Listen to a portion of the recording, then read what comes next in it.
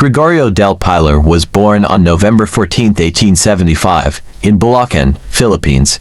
He became one of the youngest generals in Philippine history and played an important role in the Philippine Revolution against Spanish rule.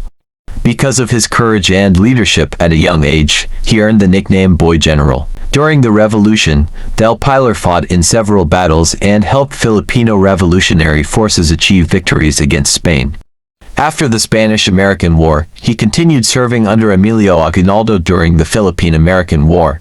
His bravery and dedication made him one of the most respected military leaders of his time. Gregorio del Pilar is best remembered for his heroic stand at the Battle of Tirad Pass on December 2, 1899. He and his men defended the mountain pass to delay American troops and allow Aguinaldo to escape.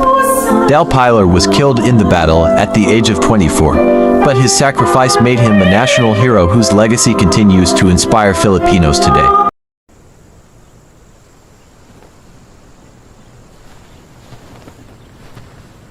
Wala nang halaga ang ating pagdadalawang isip magmula nang maglakbay dito.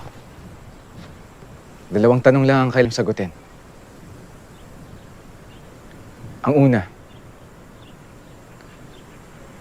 iniibig niyo ba ang bayang ito? Kung gayon, tanggapin ang anumang kapalarang sasapitin natin sa ngalan ng pag-ibig.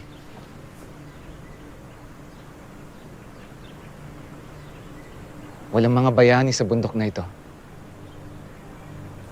Tayo'y mga sundalo na puno ng pag-ibig, hindi ng galit. Matatag ang posisyon natin at makakalampas lang ang mga Amerikano sa ibabaw ng aking bangkay. Kaya ang ikalawang tanong, nais niyo bang mamatay na tumatakbong mga duwag o mamatay sa pakikipaglaban?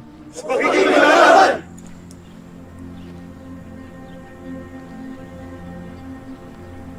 Naway maging tapat tayo sa ating mga salita.